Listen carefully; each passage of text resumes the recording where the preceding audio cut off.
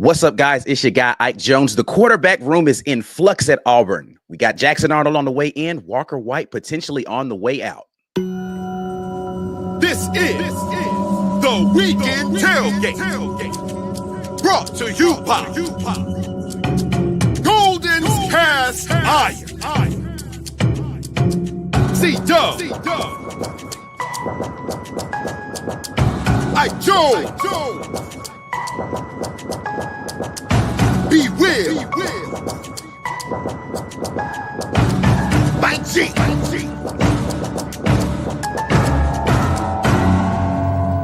You are now listening to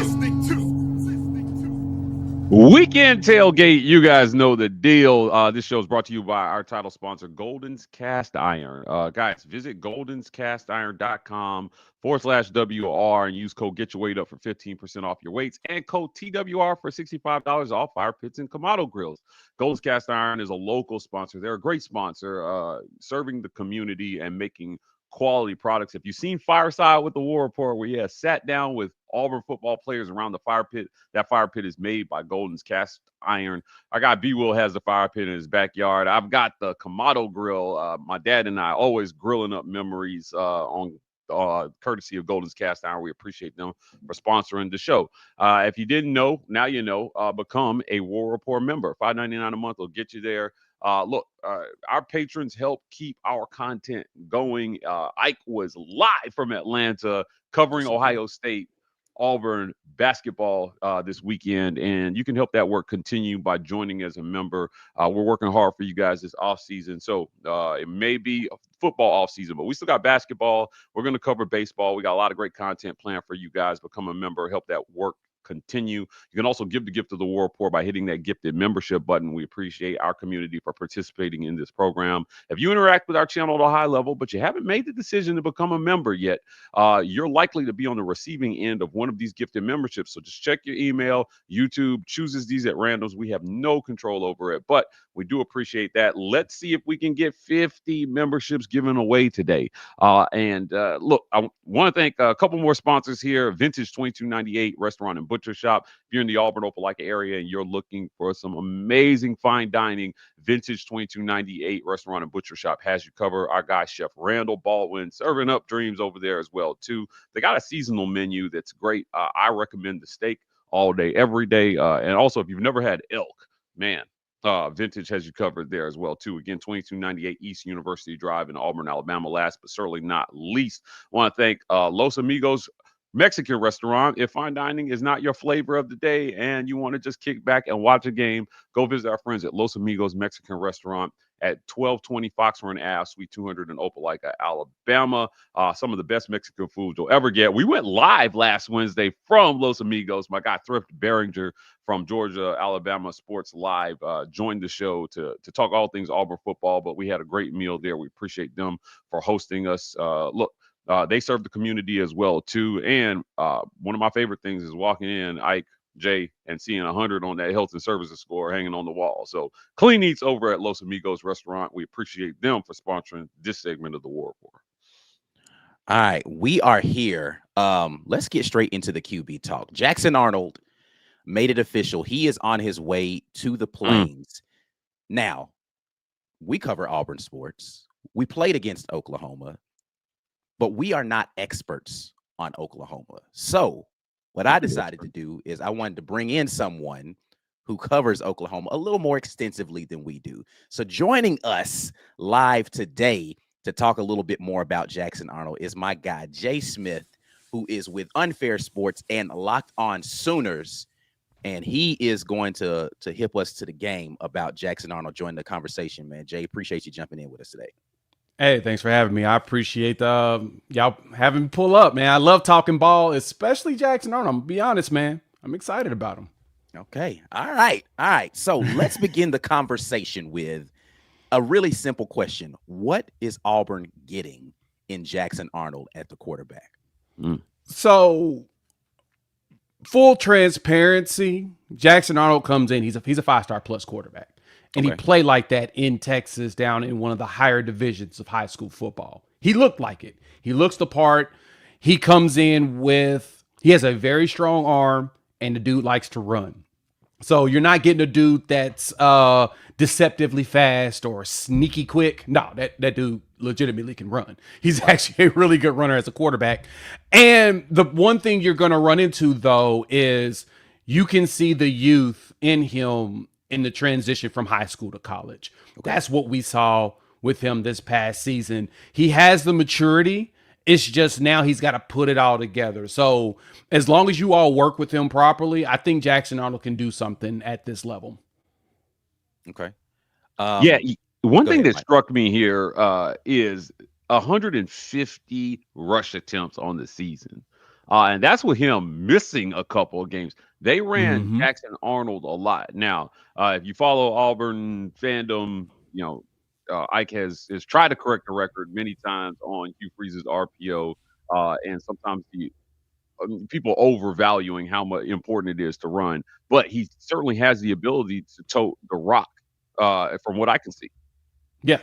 No. 100% a scramble. And in the RPO game, the one thing that Jackson Arnold has to get better at, and this is the critique I've had of him, is the decision making. What my question was going to be is what is the downside of this? As a guy who watched him play in that bowl game and then watched him play 7 games last? I don't know how many did he start last year. Yeah, it was 7. It was 7 total. And yeah, so with that, hey, going from the Arizona game to this season, 2 different dudes. I'm gonna be honest. I think that they were trying to forge him in fire. And he got a little overcooked. I think the defense was not giving him any type of breaks. They were making him earn everything. And it might have shot his confidence a little bit. Because that Arizona game, he was slinging it. And he looked like a dude that was like, okay, I'm ready to step up to this next spot. And that's the reason why I say I think he can play if he goes through the proper tutelage and he's trained right. But truth be told, his biggest issue, honestly, is decision-making in the RPO.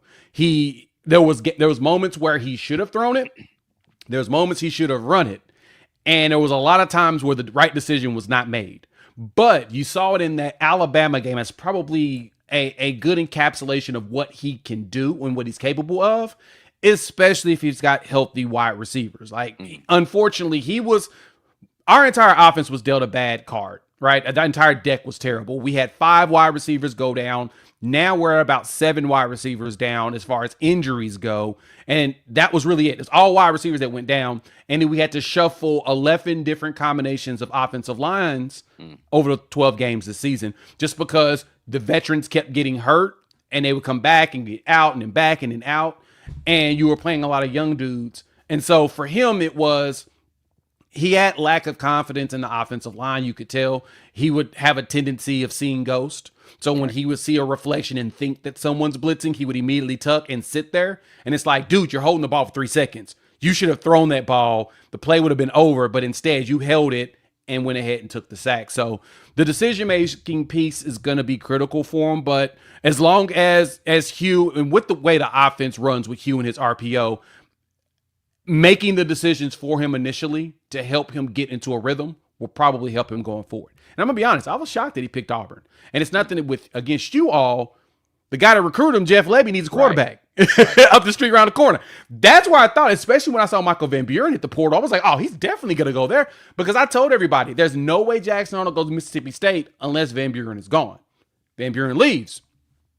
Now he's at Auburn. I'm like, oh, well, okay. What's going on there there? were a lot of people reporting that Mississippi State was the likely landing place for Jackson Arnold. He was because Lebby was the dude that believed in him before anybody else. Like Jackson Arnold wanted to play quarterback at Oklahoma, but Lincoln Riley didn't recruit him. He basically looked over him, and he looked at Malachi Nelson instead. That's when he started going for the California kids. Right. But how serious were those conversations, or was this just fan fiction floating around on social media about Jackson Arnold and Mississippi State? It's fan fiction. It's 100% fan fiction. Well, it was more so people connecting the dots. Right. That's really all it was. Yeah. Because, like I said, he wanted to come to Oklahoma. Lincoln Riley never recruited him. The minute that Jeff Lebby was announced as the offensive coordinator, he went to Denton Guyer and he went and gave Jackson Arnold an offer. Within a month, Jackson Arnold committed. So at that point, you can see, okay, that's where that relationship was built. Jackson would come up on a regular basis. And then, of course, last season, Jackson was right behind Dillon Gabriel, and he played a few games. He almost had to give up his red shirt because Dillon Gabriel got hurt in the BYU game. So he played the entire second half of that one. He did a fantastic job. He looked like he had command of the offense. He also had a whole bunch of healthy receivers. And he made an adjustment on the field as a true freshman that kind of got everybody's attention. The last play of the game, when they were lined up, he looked over at Jalil Farouk. He looked at the way the defense was set. He tapped his leg, in which that means he changed the route for Farouk.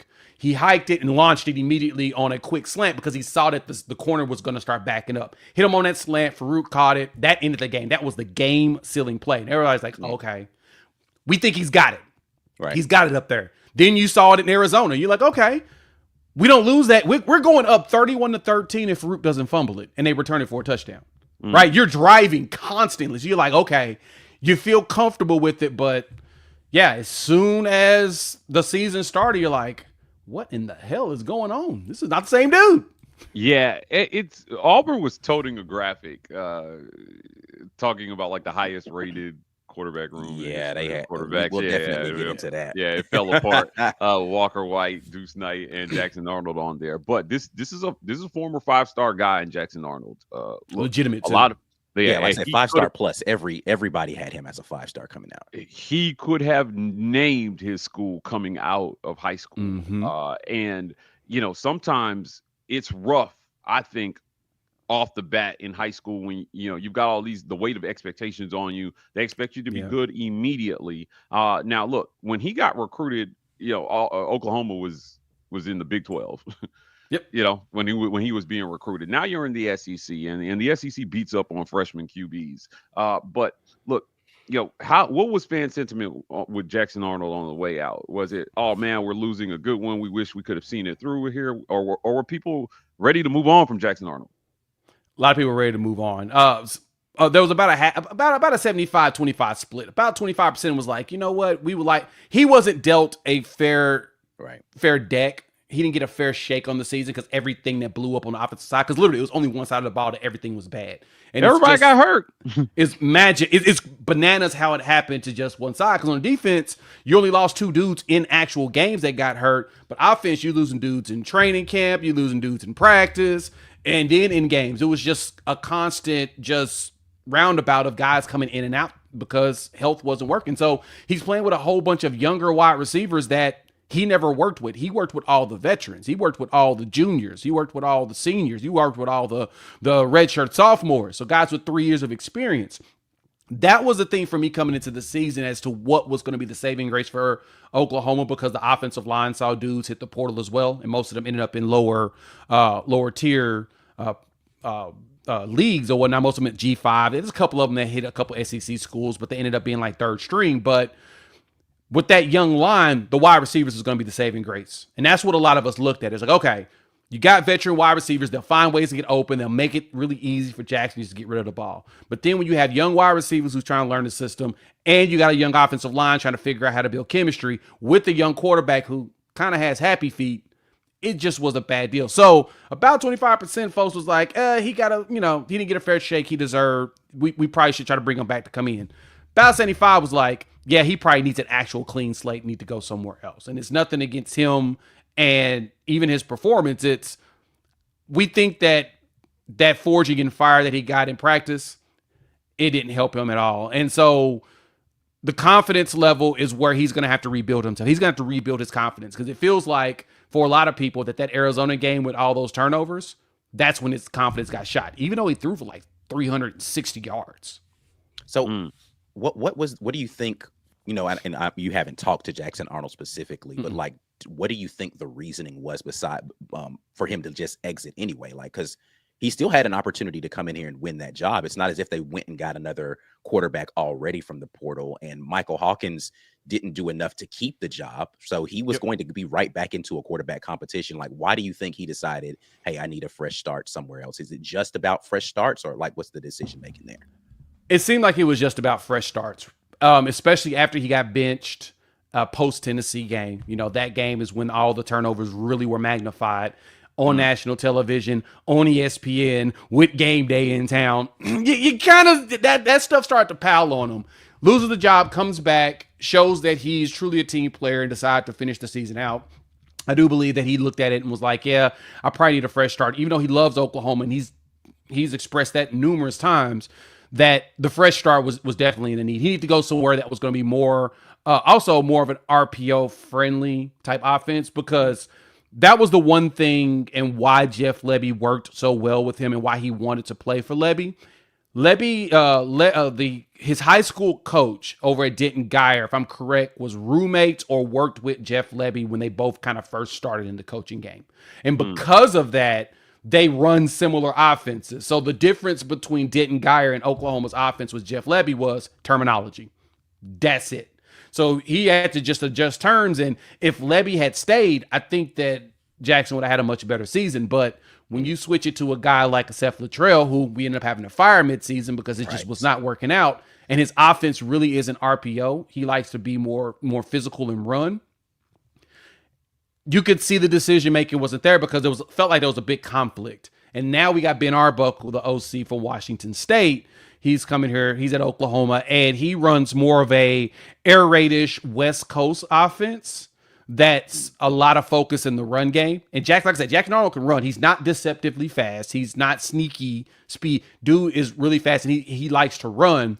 What you're probably looking at there is, I don't know if this philosophy is going to really leverage my talents. And so the portal's probably the best place, in which why Auburn and Mississippi State made the most sense. Two schools that run RPO type offenses. So I think he'll be able to thrive better in that, especially if he gets the right coaching. Yeah, now that makes a lot of sense. Even if, to your point earlier, some of his decision making in the RPO game wasn't as polished as it needed to be. If he was set on, this is the kind of offense I want to run, and these are the two places where I can go do that, either with Jeff Lebby or with Hugh Freeze. And you look at right now where it sits with Mississippi State as far as the weapons that are around him. I'm taking Cam Coleman, Malcolm Simmons, Perry Thompson. Me too. Running back room. Me too. I'm taking all of that over at what I would get at Mississippi State right now, which is basically an exodus of talent, specifically in the wide receiver room and along the offensive front. So most importantly, you don't have to live at Mississippi State. Let's keep it a buck, right? What they call it? Hit him over the head with him, like, hey, we want to live in Stark Vegas. We don't want to live in Stark Vegas, man. Come on, man. Stark Vegas. Everybody will live in Stark Vegas, right? At some point, no. Man. You only go there because you have to. You get sent there. Right. You don't. Yeah. That's where you go to die as a player and a coach. Yeah. All right, let's go to some of these comments really quickly, because some of them I think you're going to need to be in here for, Jay, before we let you transition out of here. And I once again appreciate you coming in and stopping. Absolutely, man. When we get into the film stuff, I'm gonna have you back on, because people, Green Name Gang, your boy Ike Jones does have 3 games worth of all 22 film on Jackson Arnold that we can go and look at. So nice, all 22. Yeah, I need some all 22 tape. That's dope. Yeah. All right. Chris K jumps in and says, feels like he's either going to break Hugh Freeze's season or make it. I think that's fair. This is the situation that Hugh Freeze has put himself in year 3, where you got to have it. You got to have at least 7 wins is still dicey. I think 8 to be safe, to say, hey, look, this is moving the right direction. And, the first 2 years were an aberration. I got all my guys in here. My concern with this QB room is 2 of the guys that left were your guys. Mm-hmm. Right. Yeah. They were your guys. So, the whole wait till he gets his guys thing. Oh, no, wait. Walker White was his guy. Hank Brown was his guy. Holden wasn't his guy. But, this was a room of mostly Hugh Freeze's guys. At this point in time, yeah. I mean, once Holden left, it was all his guys that were going to be in that room. So it made it a little bit. We'll talk more about the departures here in just a minute. Danny Fuego says we needed Hugh to bring in a season ready to play QB, not another project. Here's my question to you, Danny. Who was that seasoned ready to play QB in the transfer portal right now?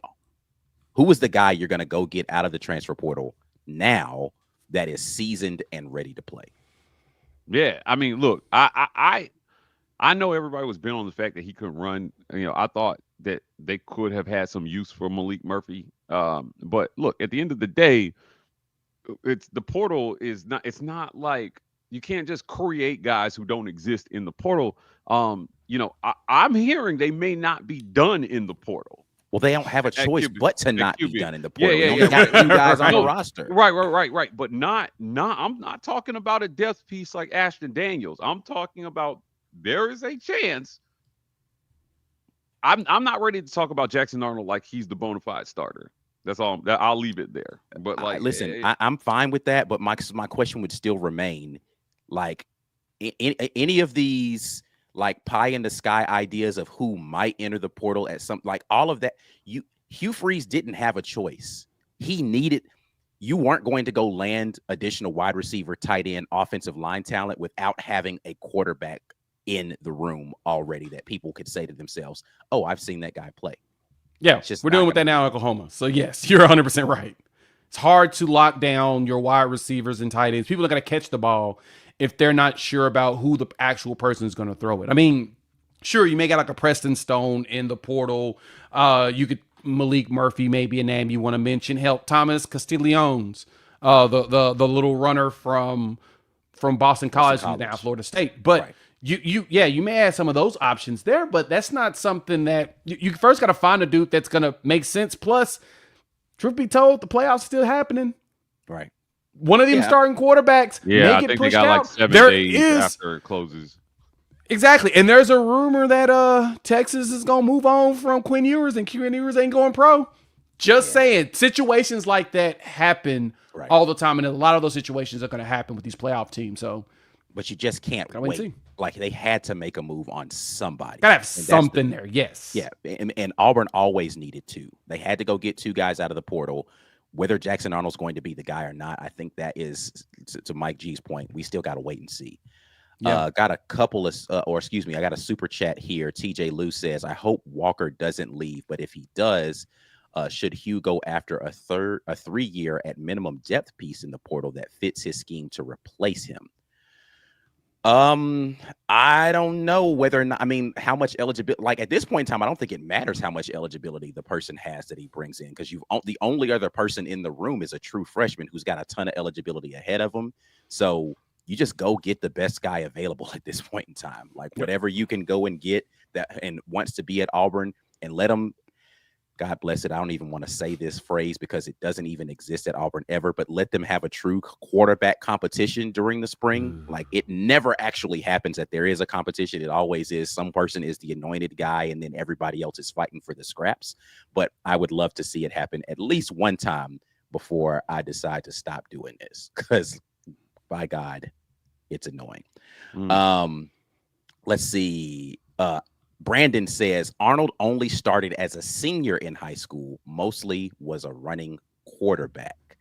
I have no idea what his high school starting stuff was. Is that, well, they ran him this season like that. Again, 150 carries. Jarquez only had 187 carries. Think about this. If he had not sat out essentially 2.5 games, he might have had as many carries as Jarquez Hunter on the season. He could have, in a very good way. I mean, he was second string, in 2020, 2021. He was one of the co-MVPs, was National Gatorade Player of the Year. So, Elite 11 MVP. He didn't need to have more than 1 year of senior tape for people to think that, this dude probably could be a really good college player. The big thing is that, like I said, he was dealt an impossible deck of cards and he had to figure it out. Not everybody's built to figure it out by themselves like that.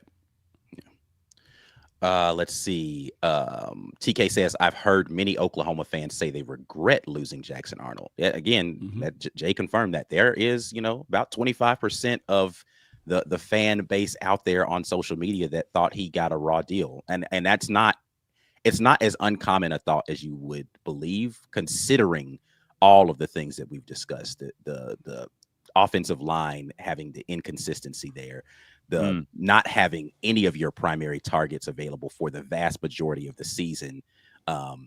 It's going to make a quarterback look worse than what they could potentially be. Now, that doesn't give a whole lot of comfort to Auburn fans who have watched their offensive line struggle for the last few seasons, but you definitely have the wide receiver targets at Auburn and the depth that if a couple of guys go down, you're still going to have some talent there. But Yeah, You Jackson Arnold's had not going to come in and be a savior, though. you had a near 1,000-yard guy in Keandre Lambert-Smith, and you had a 600-yard receiver who was a true freshman, and you've got Perry Thompson, who is primed to step into that 600 to 700-yard slot if they throw the ball at the rate that they did this past year. You've got Malcolm Simmons, who was breaking out as a star. I was high on him at the beginning of the season, and look, he was every bit of electric as we thought that he could be. And then you've got another top 150 guy in Bryce Kane, who has yet to touch the field just because it was crowded there. I know Auburn is still trying to reel in Eric Singleton, I believe, the number one player in the portal from Georgia Tech at wide receiver as well. This is a lot of potential tools that Jackson Arnold's going to have at his disposal that should make his life easier. Now, he's going to have to throw the ball. I don't think Hugh Freeze is going to run Jackson Arnold 150 times. Like, No, he won't.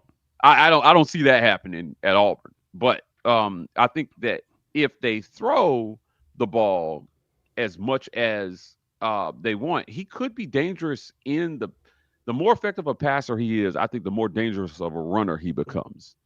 Agreed. And that's where the decision making comes in. It's you got to make the choice to throw the ball. And I think that Hugh can go in there and tell him, no, in this play, I don't care what you see, throw it to this guy and get him into those rhythms and getting comfortable with knowing pressure is going to come, but just get rid of it. Because whenever he sits and he looks calm, he looked against Alabama like that. I mean, he rushed for 130 something yards in that game, but he also, he threw for about 100 something yards, but he looked calm in a lot of situations where that was when the line had the most continuity, was right about then. He looked comfortable. He's like, okay, let me go ahead and launch it here. I'll throw it here. LSU, even though it didn't come out very good, when they moved the pocket a little bit, he stepped on stepped up and just launched it deep. Hit JJ Hester for like a 50-yard grab, right in stride. It was perfect. He can do that whenever he feels comfortable. Maine, I know Maine, FCS, whatever, but in that game, he looked very comfortable and he looked calm. He took his time. But again, whenever you feel like you're seeing ghosts because people are throwing even more exotic stuff at you, SEC ball is like playing against NFL caliber defensive coordinators. A lot of those dudes try to get poached. NFL try to poach a lot of those guys. You're gonna see so many different looks that you're gonna get confused. Jackson had those moments where he wasn't choosing the right choice, but I think that, like I said, with the right tutelage, he'll be able to figure it out. I keep saying this, and it's so funny that you bring up the level of defensive coordinator that he's going up against at this, in this conference at this level. I asked your boy, what's his face? Taylor DeBoer. Yeah. Sideshow Bob. He was. I asked him, like, look, man, what's your plan for these SEC defenses? And he had a very flippant kind of like, we do what we do and it's work. And now they sitting here on the outside of the playoffs, and you got goose egged by Oklahoma. No touchdowns, 0. You did not even sniff the goal line in that game. They shut you out, right? And they had a mediocre season. Mediocre season. Without the ability to really do a forward pass, we were able to dominate that game in the trenches all the way through. Get the hell out of here. Look, at the end of the day, I have less questions about Jackson Arnold's ceiling. I have more questions about how the staff is going to use him and whether they can get the best out of him. Yeah, his floor. Yeah, I mean, what we thought about Peyton Thorne is that he was supposed to raise that floor that Auburn has been accustomed to being below sea level, right? Like, in general. And last year, 2,700 yards is well above the Auburn passing floor, to be clear. And he sat out a game and a half. He's a 3,000-yard passer if he doesn't sit out those that game, that New Mexico game, and then half of the Arkansas game. But I don't know, man. I think Jackson Arnold has all the tools. Can they get it out of him? I just want to see if they can get it out of him. And he must have seen something that said, okay, this is. I think that I like the receivers. I like probably the volume at which Auburn threw the ball last year was enticing to him. The ball's going to be in his hands to make plays or not make plays, I think, here at Auburn. Right. Yeah. I'm going to get one more in here before I let you get out of here, Jay. And this one is Oklahoma probably regrets losing Dillon. If Venables doesn't fix it next season, he may not finish next year. This is on Gabriel. How in hindsight, Dylan Gabriel making the exit. They put all their chips, push the chips in on Jackson Arnold. Where does that sit with people about what BV is as the future of Oklahoma at the head coach position? Yeah, he's going to figure out that offense. Now, with Dylan Gabriel, we didn't want him to leave. Like, the staff didn't want him to leave. They didn't even ask him to leave. Venables mentioned it in his exit interview, and Dylan Gabriel confirmed it when he talked about his exit, so you can put the two pieces together. But when they did the exit interview, Dylan told him, like, you know what, I think I want to go ahead and move closer to home. I'm going to leave. And BV's like, wait, you're coming back to college? Because that was our understanding of being in the season. You weren't. Like, if I would have known, we would put together a pitch and we'd try to keep you here. So well, I don't want to stunt Jackson Arnold's growth. Because if I come back, Jackson's most likely going to transfer out. Yeah. That was when people was assuming that he would have gone to Mississippi State if Dylan Gabriel came back for 1 year. Okay. I would have loved to have had Dylan Gabriel back. Now, a lot of Oklahoma Sooner fans in hindsight would have loved to have Dylan Gabriel, but having him back on the roster, they'd have been pissed. And they I only know the only one that don't lie about it. They would have been pissed because everybody complained about Dylan for the 2 years he was here. So I digress. Would have loved to have had him back. That leadership would have been very helpful in that turmoil. Because Dylan was very good about working with the wide receivers a lot outside of the game. Jackson's not fully known about it. He's known for being good with relationships, but he's not the guy known for going and doing all the extra work and picking up guys to make them go show up to stuff. Like Dylan would go into your room, wake your ass up and say, hey, put your cleats on, let's go. Right. Okay. Jackson would be like, hey, we're going to go work out here. Just who shows up type deal is what I've been told. So that leadership portion is probably something Jackson's going to need to grow from. But no, I totally agree. This is the year that Brent Venables need to figure it out. Hiring your buddy and former coach that was supposed to be a head coach on the offensive side of the ball for you didn't work out. Didn't look like Seth was really that into it like you would have hoped. And so now you got a young, fiery guy, Ben Arbuckle, 29 years old, to go with your young, fiery guy on defense, Zach Alley, who was able to produce ESPN efficiency, number 7 defense and defensive efficiency on the year. Raw data, you actually move your team up from the 50s to the 20s as far as yards, total defense in a per game status. Something that most Oklahoma Sooner fans have not seen since since 2016, 15. Actually, probably 14 is the last time we saw a defense actually play this good, and Brent Venables was the defensive coordinator at the time. So, because of that, we're starting to get back to that, but he's got to figure out the offense. If he doesn't, he's out. His seat's getting hot. Okay. All right. Well, listen, man, we're going to let you get out of here. I appreciate it every time that you join the conversation. Tell the people how they can check out what you got going on. Yeah, you can check out my channels, Unfair Sports. You can follow me also on Twitter at Unfair Sports. And you also can check me out on Locked On Sooners every single day with my guy, John Williams. I appreciate y'all having me as usual. Yes, sir. Yes, sir. Well, we are going to continue the conversation, talking a little bit about some departures and some other guys that have come in from the transfer portal. But you are watching the Weekend Tailgate. We'll be right back after this word from the sponsors. This edition of the War Report is brought to you by our generous sponsors.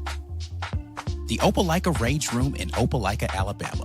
The Rage Room is a place where anger and stress find their ultimate release. Call or text 334-777-6688 to set up a session today, or check them out online at opelikaRageRoom.com. Golden's Cast Iron. Whether you work out, grill out, or chill out, you deserve the best life possible, and Golden's Cast Iron is here to provide the tools to help you do it. Check them out at goldenscastiron.com.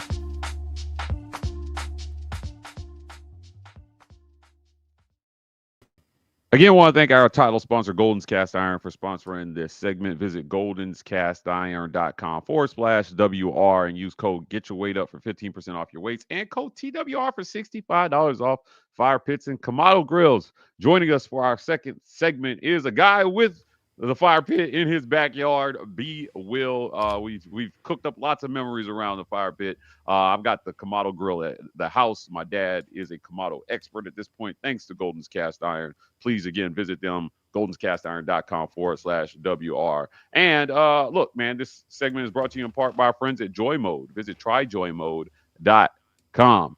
Look, Auburn is in search of QBs. If you don't want your girl to be in search of a QB, visit tryjoymode.com and use code REPORT to get 20% off plus free shipping. Imagine a supplement like your favorite greens pack that you can put to 6 and 8 ounces of water, and 45 minutes later, bam, you're ready to make magic happen this holiday season, try joymode.com. Use code report to get 20% off plus free shipping. And before you do all that, make sure you're properly manicured down there with our friends at Manscaped. Visit manscaped.com and use code report for 20% off plus free shipping with them as well. Joining the over 11 million men worldwide who have trusted Manscaped with their personal grooming and care.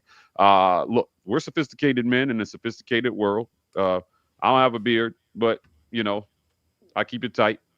Ike has a beard. B has a beard. And they don't use the same trimmer for their balls that they do for their face because that's not what we do here. So Manscaped has you covered, guys, with the electric foil trimmer. They've got the beard hedger, and they've got the lawnmower 5.0, all great products, and a number of other personal care products to help you take your personal grooming care to the next level. Again, manscaped.com using code REPORT for 20% off plus free shipping.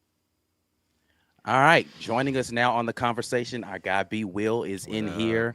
We are going to continue talking a little more Auburn-centric in terms of guys that have come into the program via the transfer portal. But the big conversation people want to have is about the most recent entry into the transfer portal, which is one Walker White at quarterback. Let's go to a couple of comments before we get started, because a couple of comments deal with one of the things that we want to discuss in terms of Walker White. First and foremost, thanks, Chris O, for the donation of the memberships. Appreciate that very much. Kyle Sweat, I'm shocked that an offensive head coach has an empty QB room after 2 seasons. We'll definitely get into that a little bit. Auburn Dad said it's great to be back on a live and great to be an Auburn Tiger. Love you guys and gals, my War Report fam. Thank you so much, Auburn Dad. Hopefully everything is going all right over there in your world. I'll come back to that one. Another gifted membership here from Martin, 5 of those. We appreciate that very much. Where is the one that I wanted to kick this conversation off with? Did I undo it? Anyway, I saw a lot of people in the comments talking about this. Walker White has made the decision to hit the transfer portal. It has been stated multiple times on social media, and we're clear to squash this, right, Mike G? Yeah. Okay. I was gonna make. I was gonna make the statement. Look, a lot of people are saying that he's transferring due to his mom's health issue. I'm tweeting this out, and I'm gonna say it here now, and I want to make sure I'm looking straight into the camera. Like, his decision to transfer has absolutely nothing to do with his mom's health issues. Miss Amy White is doing well, and she is kicking cancer in the ass right now, guys. I don't know if I've met anybody more positive in the face of like the health issues than Miss Amy. And her family continues to rally around her. She's had amazing support. I know a lot of the Auburn family has been support for her, but the decision to transfer and her health are 2 totally separate things here. Walker is transferring for football reasons. His mom's health is not to be used as a reason for why he's transferring out. So please correct people if you hear that, and we were given permission to say that loud and boldly to make sure that people understand. Please do not connect the two. And if you've ever had the chance to meet Miss Amy, she's amazing. She's an amazing person. And it takes a certain type of strength, I think, to handle the things that she's doing right now with as much grace and, still being there to support her family and vice versa.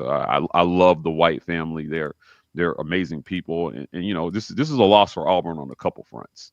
Yeah. Losing good people like this from your program. So Walker is a hard worker, man. He's not running from competition here. It's not what's happening. All right. And I'll leave it at that until such a time where I can say more about it. But this is not a situation he's running from competition. Yeah. So, but let's talk about it. Walker White made the decision to hit the transfer portal not long after Jackson Arnold made the decision to enter from the transfer portal. B. Will had some very strong. He thought this was coming down the pipeline for a while. I was like, yo, that doesn't make any sense. Auburn's got to go to the transfer portal. Why, when you get a transfer quarterback, do you decide, all right, well, I'm out? Like, it was going to happen anyway. So I don't understand why bringing in inevitability forces a guy out. But B. Will, I'll let you have the floor and give your thoughts on this.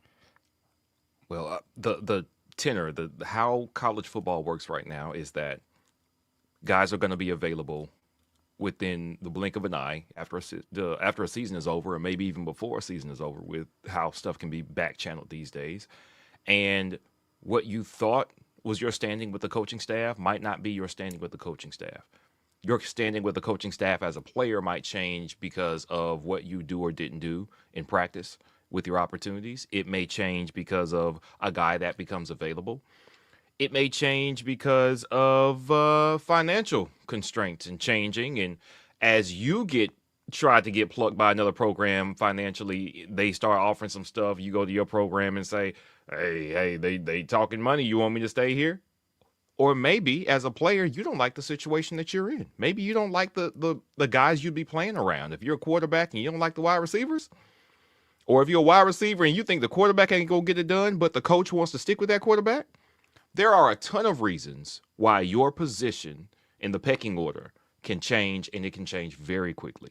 Well, let's narrow the focus to this Walker White situation. Okay. You gave a so bunch just of on what Walker, could right? happen out there in the ether, but what about Walker? Why you were very adamant Walker White's out of here. Why is that? Good. What we've seen for 2 years from Hugh Freeze is that with Peyton Thorne, I'm going to pick a guy and I'm going to make that guy the guy, whether he earns it in practice or not. As the legendary, he was pressing too hard, so I gave him the starting job. Or whether he proves over the course of a year plus that this guy he doesn't have the ceiling you thought he had and the floor raising for him. That didn't happen either. We thought it might be Philip Montgomery at one point, but what you saw was underperforming offensively with the number of turnovers we had, with inefficiencies in the passing game. And as a result, you have guys who think they are capable, who believe in their own abilities, sitting, twiddling their thumbs. I'm thinking about it as I would if I'm doing a job, if anybody's doing a job, I'm okay sitting and waiting and learning because I want to learn. I want to get better at whatever I'm doing. I'm trusting you when you're playing football. You're trusting somebody to prepare you, to actually help make you better. One thing that looked very apparent to me from the outside looking in at this program is that Hugh Freeze is going to go, you're my guy, the rest of y'all just hang back. Now, if I've seen that, if I can see that with my outside looking in eyes, with how poorly Peyton Thorne played over the course of 2 years, and you don't even give another guy a sniff. Now, I know we know Hank got it, but Hank lost it. Nobody else got a 22-game investment for poor play but Peyton Thorne. Was it the amount of money spent to put him there? If it was, you're about to drop another huge bag on Jackson Arnold. So that means if it's about the investment and you chose him, then if I'm Walker White, that means you just put another guy in front of me and I can't do anything about it, because what it's going to come down to, well, he's got the experience. The experience card is going to continue to get played in front of these young quarterbacks unless they do some otherworldly stuff in practice, or enough people get hurt in front of them to where you don't have a choice. That's it. So it's looking like if you choose a guy and you decide in your mind that he's that guy and you pay a bunch of money for him, I'm screwed. Okay, so here's my question. Here's my question to everything you just said. Okay. Was that not going to be the case anyway going into this season? Like, you knew the minute that this season ended, Auburn had to go. They were not going to go into the next season once Holden Geriner, who you knew from a long time ago, was out the door. You knew that was going to happen. There was no chance Holden was staying. And once Hank Brown made the decision he was going to leave, Auburn had absolutely no choice but to go get two guys from the transfer portal. So if that was going to be the case anyway, then why does the decision happen after Jackson Arnold makes his commitment? Before you answer, let me add something here. In my humble opinion, lack of QB development is what landed Auburn in this situation where guys essentially are not being afforded time to develop or not being given the attention that they need to develop, right? So if you're Hugh Freeze, you brought Peyton Thorne in, right? Things didn't go as planned with Peyton. Now, whether you put that on Peyton or you put that on the coaching staff, I'll leave that to everybody to make their judgment. To me, I put more on the coaching staff than I do on Peyton. But it didn't work out. And because it didn't work out, you were in this situation in year two where you had a choice. Go out and get a 1-year stopgap guy, break the bank, right? And then focus on developing the heir apparent, which is one of your young guys that you brought in from high school, or continue on down this portal path, right? And when they made the decision to stick with Peyton, not, and I'm putting this on Peyton, I think that, and things didn't go as planned. It puts you in this position with year 3. So if you're Walker, it's not necessarily that you didn't live up to the billing, but you've been here now for what, 2 years, and you don't have Walker's time. only been here for 1 year. One He's year. talking I'm about sorry. Hugh Freeze. Yeah. Oh, I thought you were talking about Hugh. But go ahead. Yeah. Sorry, I was thinking about Hugh Freeze's 2 years, but like, after Hugh Freeze's second year, you don't have time. You don't have time to develop because he is desperate now in year 3, and he can't turn to you. There's nothing he's going to be able to do. If you're Walker White, there's nothing you're going to be able to do this offseason to convince this coach to start you in the situation that he's put himself in year 3. Okay. Outside of completely balling out in practice, like B was talking about, like it's got to be so far and above everybody else in practice if they're going to take that chance. But I think the desperation on his side is part of why I'd be out of here, because I'm like, look, man, I don't think I'm going to get a fair shake. When you're desperate, you make desperate decisions. And I think it clouds judgment, and a lot of bad decisions get made in that situation. So if you're Walker, I don't know. Anyway, Again, B. Hold on, because everything you just said doesn't. Y'all, I'm not following you all's logical thought process. Like, again, ask your question again, because I didn't get a chance to get back. Because I need to, because what you just said, Mike, was they're making a decision last year to stick with Peyton Thorne, set us down this path where Walker White is on his way out the door. Those two things don't make sense, and here's why.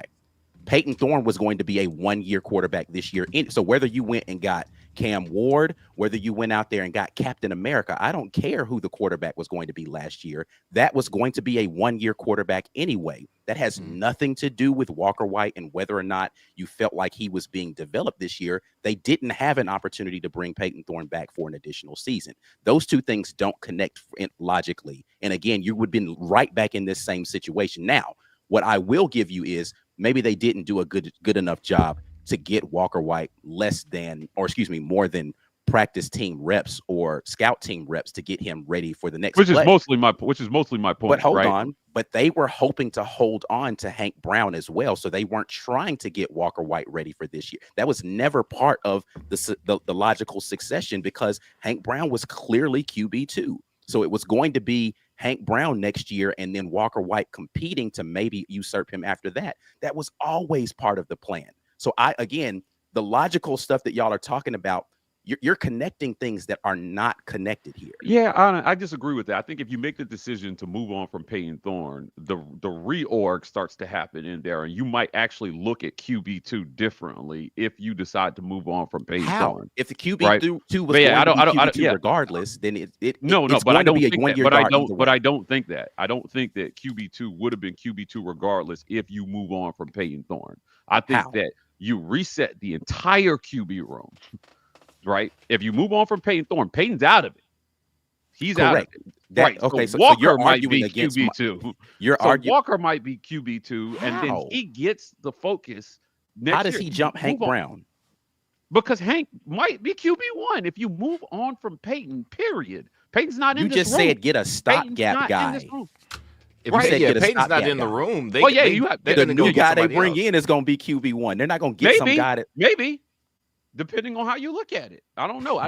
There's no way you're convincing me somebody's coming in from the transfer portal to replace Peyton Thorne that's going to then subsequently not win the job. Yeah, I think, again, you had a choice. You had a choice to make a shift, to bring in a guy to compete and move on to your young guys and say, you know what, if we're calling this a rebuild, if that's what we're selling, patience, then let's put the focus on our young guys and say, hey, Look, man, we need patience here in this thing. But that's a different thing. You said a stopgap guy. Now you're changing it to something else. Yeah. He could be a stopgap guy. Either way, he's only got 1 year of eligibility left, so you're not stuck just with him like after next year. After next year. But when you move on from Peyton, though, you reset the expectations because the commitment to this guy is not necessarily the same commitment to Peyton Thorne. It's not. You pay Peyton Thorne how much? It doesn't mean that the guy that they're bringing in, that they're paying him that money. It could have been like an Ashton Daniels type. Yeah. That's not like realistic. you could. Yeah. I just don't. I think that if you take Peyton Thorne out of the equation, everything gets looked at differently, and we don't know what path that they could have gone down in terms of splitting reps. But like you stuck with him, and you never got out of that order. So if you're Walker, you're stuck a lot longer than with no end in sight to this cycle of them going to the portal like B is talking about. There's no end in sight to it. Well, Yeah, let me I jump in don't. here. I'll let you rock with that, but I don't agree with that. You could have either. taken steps in that direction if you had made the decision to move on from Peyton Thorne. I agree, except for that would never happen. There is no way that they're going to send Peyton Thorne out the door and go get a backup quarterback from the portal and say, Hank, it's your job. If they had done that, I think a lot of people would be happy about that. Not going to happen. Like, I don't see a scenario in which that happens. And Walker White signed on to that as a true freshman, knowing Peyton Thorne was going to be back in that room at the time. How does any of that change? Like, to me, that's, but to your point, Ike, knowing that whether it was Peyton Thorne, I got one year behind the guy that you love, right? So you love, that's the guy you're going to ride with. I got to sit behind him. Okay, that's 1 year. In 1 year's time, this thing should be wide open. It should be wide open because you've got an incumbent that has all this experience. And what you're telling me is that I will be able to compete for the job. I don't think any of these guys expect to not compete for the job. I don't think guys want that. I think that ends up being the case in a lot of these spots. But I think Walker White knew he would have a chance to compete for the job in his second year at Auburn. Now, the problem is, instead of a Hank Brown, Walker White, and Deuce Knight being the what fills your quarterback room, it's now another let's pause guy. right there. Auburn was very clear that they were happy that was the QB room because they put out this whole graphic where look at how highly rated our quarterback room is going to be. Jackson Arnold, Walker White, Deuce Knight. We got 2 5-stars and a 4-star. They were happy to say this is going to be our progression at quarterback. Yeah, and that was stupid. Well, that was stupid. but I'm talking about when it was before to be Hank happy left. about that room. I'm talking about before Hank left. Yeah, they clearly had no beat on what Walker White was feeling when they put that out. I mean, why would you think he was going to leave when the whole plan? Okay, continue, B. Will, man. By having a relationship with Walker and talking to him. I understand that. I get that, but that doesn't mean that they're stupid to think that their redshirt freshman quarterback was still going to be. That's not stupid. Unaware, but not stupid. Anyway, continue. Yeah, but you put out a whole graphic on it, and you don't know that he's feeling this way. Yeah, that's dumb. That's dumb. Well, they had interviews with everybody. They could have had that conversation at the time and said, "Hey, we're thinking about leaving." So it's not stupid. That is an unfair characterization. Yeah, let me go ahead and read that to make sure that I'm clear. Based on what I know, that's stupid. That was dumb. That was a dumb decision on that. Well, that means that when they had those conversations at the end of the year, then they should have been more honest about where they were. If that's stupid, but anyway, B. Will, go ahead. I like being back, man. I love y'all boys. The biggest misstep here, I think it was that you have to believe that when a coach comes in and he says, here's what your situation is going to be. Walker White knew 1 year and then I'm fighting for the job. I don't know if in this day and age, it can be thought of as naive for any player to think that the situation could change drastically as soon as the end of your season happens. Maybe that's something that now even the top build quarterbacks will have to battle with. It used to be, I'm going to get the benefit of the doubt because I'm the top guy. I'm the guy that you beg to come, that you put on the show for to recruit. So when you tell me it's my turn next year, I expect that to be true. What, in my opinion, Ike, and the reason that you were like, well, how could you be so sure? I think it's very clear culturally how Hugh Freeze treats players at the quarterback position. I'm going to pick a guy that I like, and then it's going to take an act of God to get you out of that seat. Now, if I've seen that, that's just what I think. I don't know what Hugh Freeze tells these guys in meetings and when he's recruiting them, but if I see that, and then I see you put another guy ahead of me in the pecking order, I'm like, I've seen this show before. I have seen this before. If it was the Stanford guy, where it's like, okay, maybe you have some playing ability, but you would be in there with me battling it out. No, it's a guy who's going to have a lot of options, who, though he played rough last year, he had some big wins, who was equally as highly rated or more highly touted than me coming out of high school. So he's still going to command enough interest from other teams where you got to put a good package down for him. So that means you drop the bag. You saw him play already, and he can move too. He's got a similar skill set to me. And he's already got playing experience, which apparently every coach loves, and very few coaches are willing to roll the dice and just let a guy learn on the job. I've seen you do this. I saw you do it when you came in here. I don't know if he was paying attention to Hugh Freeze's first year at Auburn or not. You did that year one. I've been here for the year two. I'm not going to wait around for a year three, because whether or not it makes sense for me to be out on the market looking for spots with no experience, and I think that's going to be your point. You're not guaranteed anything out there. That's not going to I'm not guaranteed anything, but what I just saw happen means I'm at the worst case, I'm going to be waiting 2 more years. I'm going to be a redshirt junior, because if Jackson Arnold comes here and balls out, all right, well, maybe he could go after 1 year if we have an astounding year, but realistically, we're looking at 2 more years. Left, He's got 2 years of eligibility. So you just parked me until I'm, 21? I'm not even going to get a sniff. Right. Why? So again, you're actually defeating portions of your own thing here. My question to you was going to be, the only solution that would have kept Walker White here would have for them to get a guy who only had 1 year of eligibility. Is that what you're saying? I think the only solution for Walker White would have been for the room to stay more static than it did, which means Hank stays. That's never going to happen. You had to go get two guys. I just said maybe they shouldn't expect that no more. Maybe they shouldn't expect that Hank Brown and Holden left, Walker should have left too, if his plan was always going to be, if I'm not the guy this season or competing to be the guy, because they had to go get 2 guys from the portal. How are you going to go? They saw this clearly when they tried to go bring in Singleton, from Georgia Tech, and they were like, we have to be able to sell who our next quarterback is, to bring some of these other guys in. And the potential of a redshirt freshman and a true freshman being the only guys in the room ain't gonna get that done. If you're Walker, right, when you come in, right, and you understand, okay, Peyton Thorne's gonna start, right, like in his position, you're thinking, I should be able to beat out everybody else, but and Peyton. I would still be thinking about Jackson Arnold, considering a true freshman got him last year. I'm fighting for QB2, right, from jump. When that doesn't happen, and then the division of reps in practice starts to flesh out, and you're with scout team, and you can't see a way forward from that, right? In year, going into last year, after the way that it went with Peyton, and suddenly your coach is no longer in the position, because in year one you probably didn't get any development from where in practice from where you were to suggest to yourself even that you would have a fair shot this spring to even land QB2. So if I can't find myself in the QB2 spot this year, then I'm definitely out. Right. And I think that's the bare minimum that Walker would have had to see to stay at Auburn. Like, look, I'm backing up Jackson Arnold, and if Jackson gets hurt, then I'm in.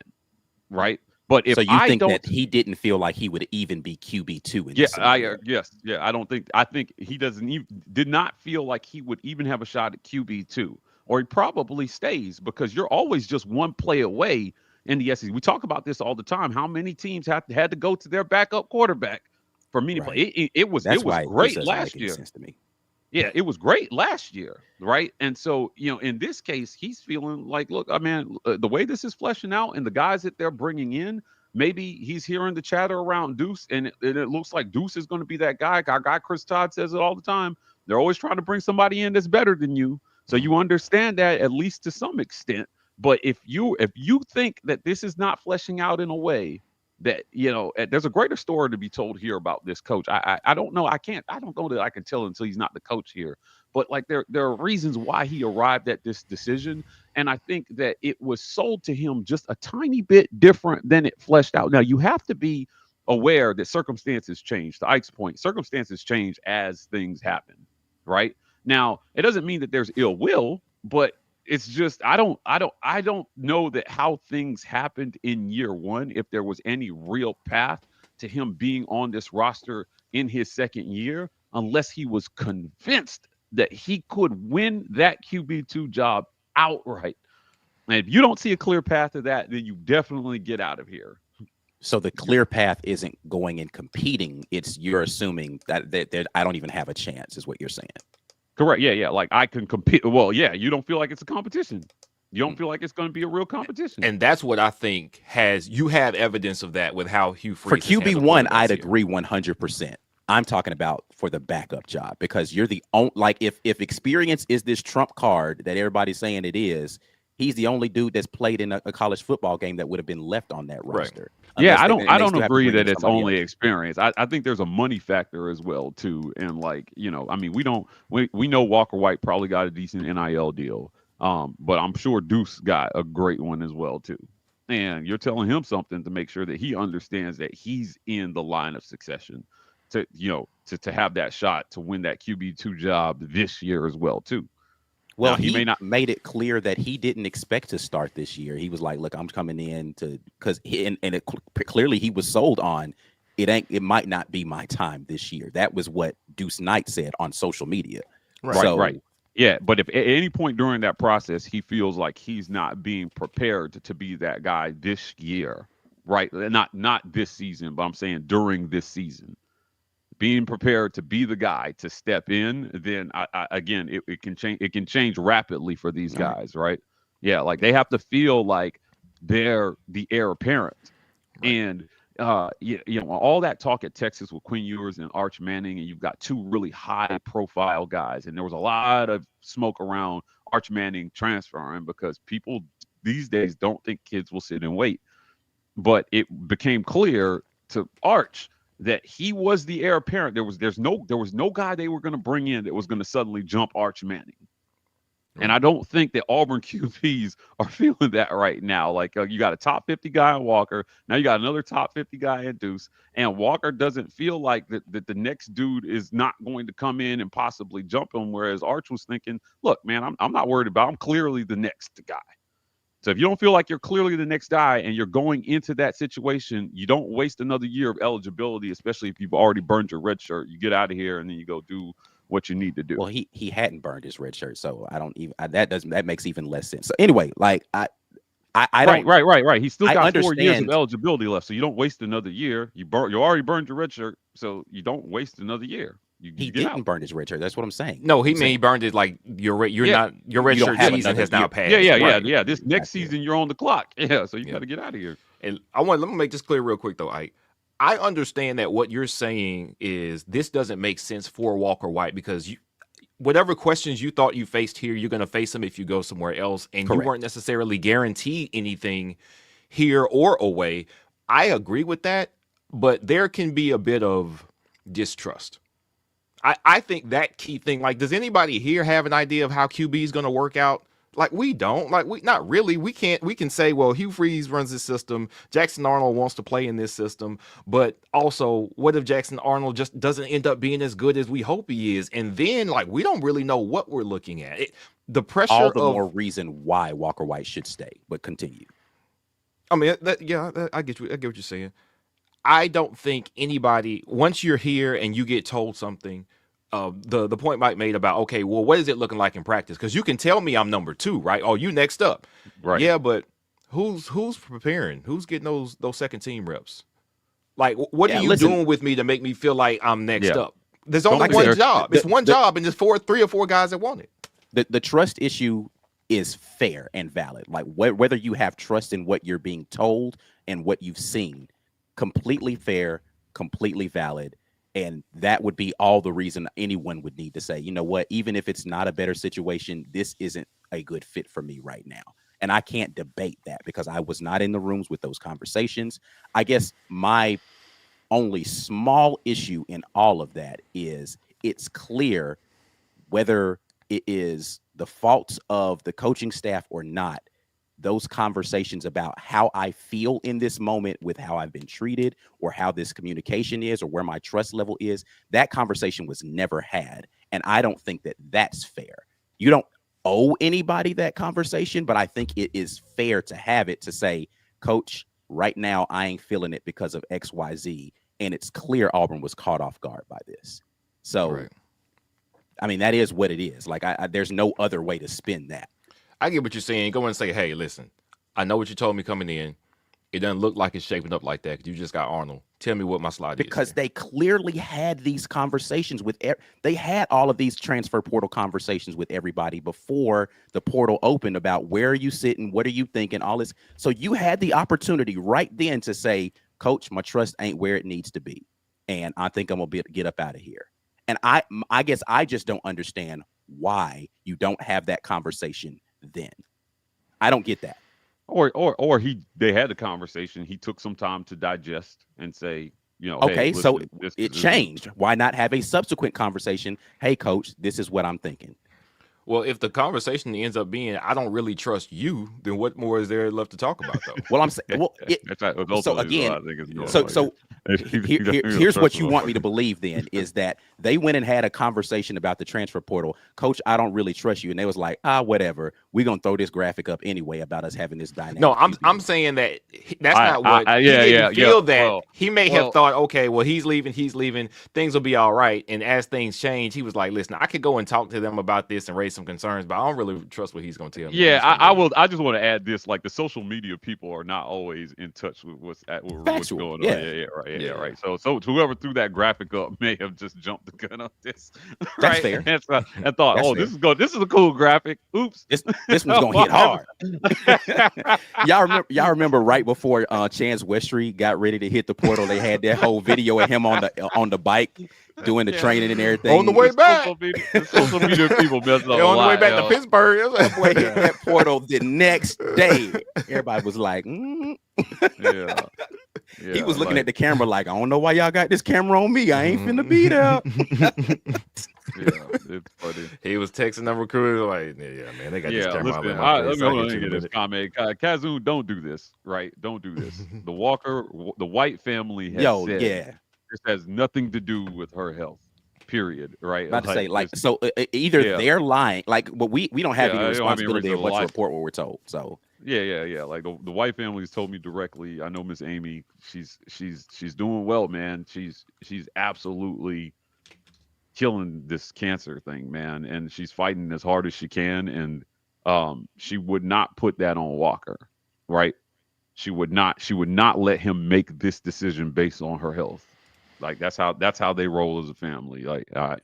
So yeah, please don't. I'm asking respectfully, please don't do that. All right, let's get over here to these comments, y'all. Smith with the super chat saying, a part of me thinks Walker White transferring is partly a lingering consequence of benching Hank, showing Hugh Freeze's lack of trust. So this goes to what you all were talking about. Like all those here. There's a shared sentiment in all the guys that left, and that's what I will say. There's a shared sentiment from all the QBs that left about how things are going in that QB room. All right, so it's not a accident that we turned over the whole thing. They all feel the same. My bad. Ben Bloodworth, how do you feel about Kent Austin? Shouldn't Walker have been developed and ready to start next year, especially with our manageable schedule? I have so many questions about Kent Austin. Because Hugh Freeze touted himself as the QB developer, and it seems he touted Kent Austin as the QB developer, was what he said. In his opening press conference, he did not. He said, I do two things well. I develop QBs and I turn programs around quickly. Pause. You can go back and listen to it. What he said is, we have had success. We have had success with turning programs around and with the quarterback position. He specifically said, I'm not the guy that's going to help you get your foot working out. Kent Austin is my guy with that. He specifically said that. That is what he said. You can go back and listen to it. Okay, yeah, I've listened to that press conference 100 times. I promise you, didn't he said anything about Kent Austin. I promise you, he said about Kent Austin. Oh, sorry. I don't know why that's back up there again. Anthony Long says, what's the likelihood that Walker White was told something different than what transpired with Jackson Arnold? I don't know. Like, what do you mean about different than what transpired? Yeah, right? I don't understand his question. Because again, Coach Hugh Freeze was very clear he was going to get two quarterbacks out of the portal. Like that's Yeah, So unless yeah, he yeah. was, unless he told Walker, yeah, man, we're gonna go get a JUCO guy, and then we're gonna like hold tryouts for the fourth guy. Like I don't know what you could have been told Yeah. that would have Now Because the you changed. need four. conversation that they had last December and this Right. December could be different, right? Correct. Certainly, Right. but the Right. circumstances change, so you have to have a different conversation, which is what facilitated a different decision by Walker. Stephen Neely, here's the bottom line. This coaching staff is hyper focused on QB1 and QB1 only, zero appetite for truly invest in developing young QBs for the future. I mean, when you go 6 and 7 and 5 and 7, then yeah, that's the position that you're in. Like you get some leeway. If we could go with a Right. very winnable schedule Right. last year, you go 7 and 6 or 8 and 4 during the regular season, 8 and 5 Yeah. or something like that. And then this year, was it a tougher schedule this year? Yeah. This wasn't an insurmountably difficult Yeah. season. Like you could go Winning. 7 and 5, 8 and 5, or something like that this year, but they didn't. So instead of having a program that looks like, look at we're trending in the right direction. Look how the things I started are starting to work, and we're gonna keep this incline. You got to try to like push all the chips to the middle of the table every December, and that's tiring. You always have something to freaking prove instead of saying, look at what I've started and planted and how it's growing. Now you got to hope that everybody buys a vision every year instead of seeing the seeds that you planted, and Yeah. that's Yeah. not a situation you want to be in. Much And to easier the to point ask you guys made- to sit and wait when you're winning games. Correct. Right. And to the point that you Yeah. made, now this is where I will agree about the sticking with Peyton Thorne.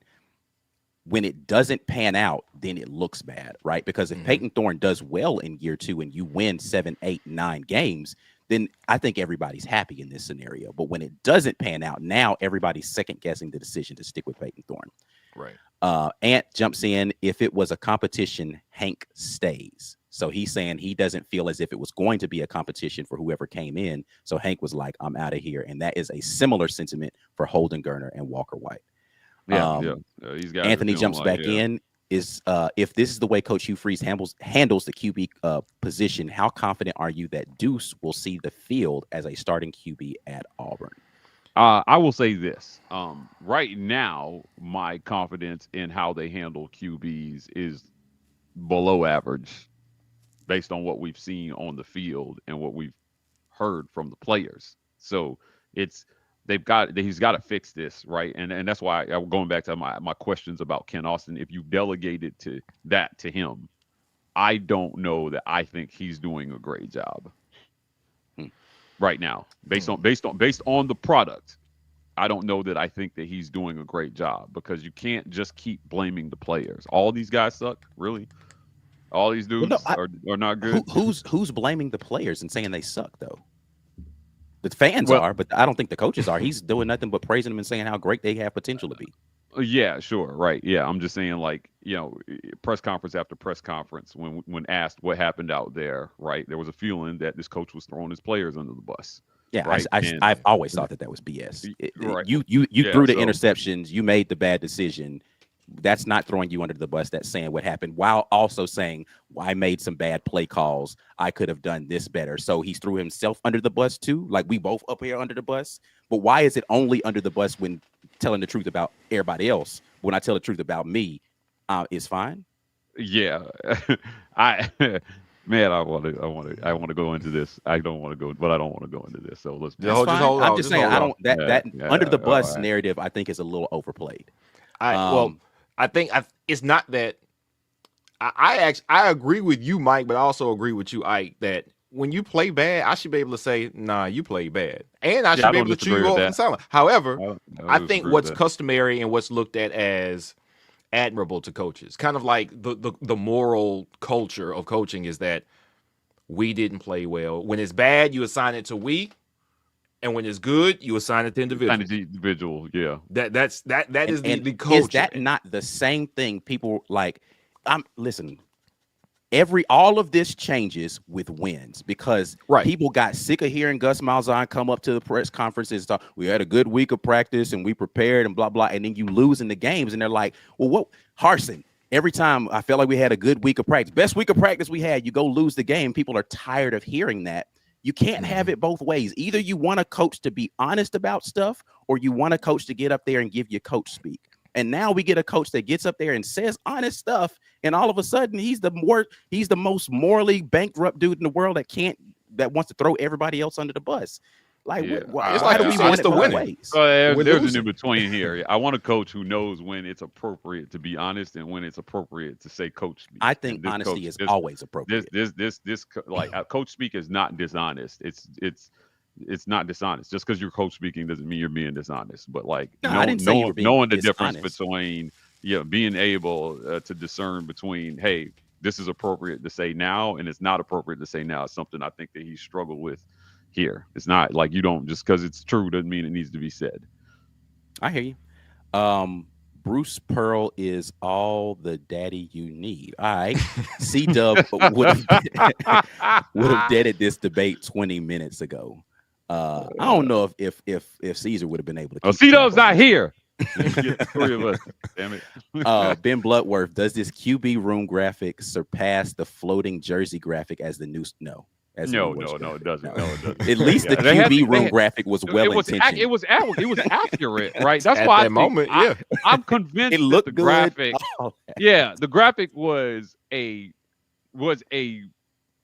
media intern saying yes, this, and he was right. He was Yeah. right, but he's not plugged into these conversations. He's not going to know that. Yeah. Like that's I'm not putting that on him. yeah. A couple more gifted memberships here from Brandon Carter. Gifted some. Appreciate that, Stephen man. Neely jumped off here with 10 more gifted memberships. Appreciate y'all very much. I just did this one because I wanted to make Mike G's ears sting. Laughing out loud. Jackson Arnold's comp is Bo Nix. Now Mike G is gonna hate him. I ain't gonna hold you. Absolutely. Yeah, all right. I ain't gonna hold you. I watched Mention Jackson his Arnold's name on tape last night and today, and literally the first thing I thought, oh yeah, this dude is Bo Nix, bro. Bo. Yeah. Yeah, that is a very fair comp for Jackson Arnold as Bo Nix. James Barnett says, fellas, how much is this staff going to take a look at Deuce? He was MVP on yesterday. Technically, he was playing against SEC talent.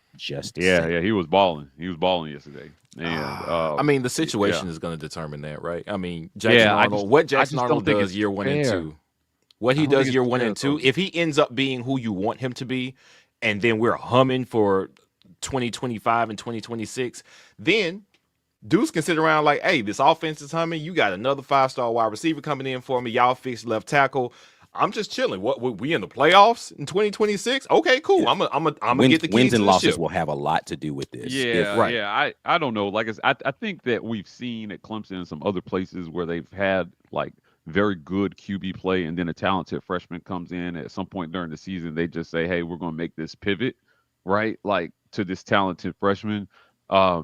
Man, that's not a bad place to be as a program where you've just got so much talent. You're like, yeah, even though this is great, it could be better, and we think that it is, so we're gonna move on. Like, I mean, that's not something Auburn fans are used to, and so I will say this: high level recruiting, you have to get used to high level attrition.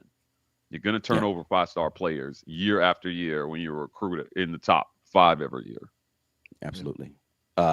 Last super chat here, exclusive TV, says, did Nick Saban ever give coach speak? Heck no. I mean, he didn't give coach speak very often. He would be more apt to defend his players from fans because the fans were so ridiculous, and he would blast media members more than anything else. But here's where I will agree with you, Mike. He almost never specifically said a person. He would just say, we as a team played like crap. Right. And he would say, listen, man, we didn't do the things that we needed to do. And we weren't like it would be more team rather than saying, well, you know, my guy here did blah, blah, blah. I mean, if we're going to be honest, he threw it into triple coverage. Like he wouldn't say a person in particular. So maybe that's where the differences are for people for throwing under the bus and not throwing under the bus. Before we get out of here, those are the last super chats that we had, just so we can make sure that we mention it. Darrell Robinson, the running back from UConn, made his commitment over to Auburn. We'll definitely get some more stuff about him. Up Tempo usually does a good job of breaking that stuff down. You guys check in with them. Hudson Cock, the transfer from Oklahoma State at punter, is in the fold. And of course, we know that Walker White exited, and Laquan Robinson recently made his decision to hit the transfer portal out of that safety room. Any final thoughts before we get out of here on all of this stuff, though, guys? No. Like I said, I mean, at the end of the day, Auburn's got to get it sorted out offensively overall. A lot of this gets placed on QB, but the truth is that there's a lot more that they have to figure out. For sure. Yeah, on offense. Jarquez Hunter is gone. Looks like Damari Austin is going to be the guy. I'm not sure that we know exactly what the running back room is going to look like for the spring just yet. And again, at wide receiver, you've got guys that you need to grow up quickly at that position as well too, because Keandre Lambert-Smith leaves a huge hole. Now we know Cam Coleman has the ability to fill that and then some, but can you have Perry Thompson come in and fill the space that Cam Coleman is leaving? And does Malcolm Simmons see the next level? These are really, really talented kids, man. And I still think, given to me we did a schedule segment. I encourage everybody to go look back at that. I think there's an opportunity here for Auburn to show that they're moving this thing the right direction. For sure. Final I think thoughts, Will. The erosion of trust with the program, inside the program, it can't have an effect. I'm not saying that it shouldn't, and I don't fault Walker White for leaving, and I also don't disagree with your assessment, Ike. This thing is changing so quickly now. How college football is prepared, how it's recruited, how kids are getting played, and what that means for people.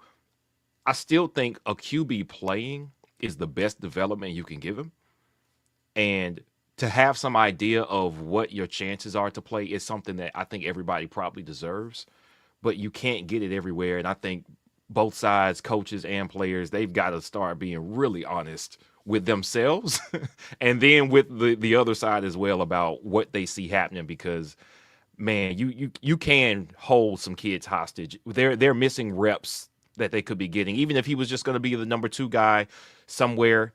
Well, be the number 2 guy and really be getting those practice reps. Like, be the number 2 guy that's nipping at the heels of the number 1 guy, not the number 2 guy that's parked indefinitely, but technically you're the number 2 guy.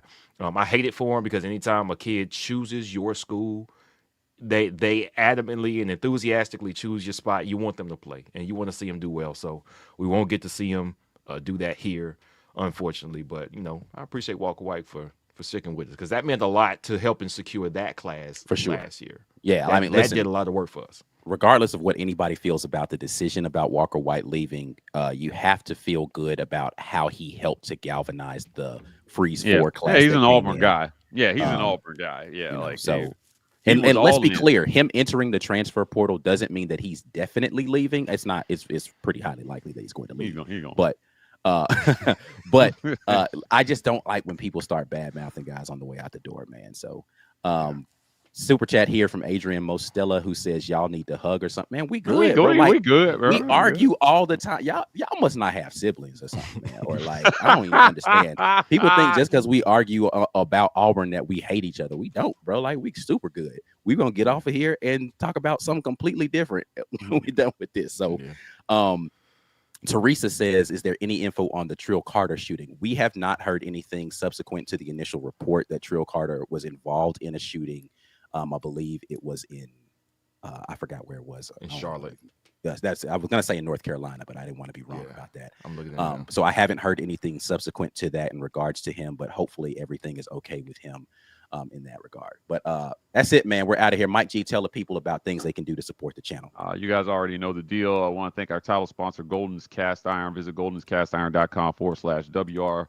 Use code Get Your Weight Up, 15% off your weights, and code TWR, $65 off your fire pits and Kamado grills. Guys, look, so many great sponsors. But before we get out here, we want to thank the Rogue Shop. Visit rogueshop.com and use code REPORT to get 15% off your Rogue Shop order.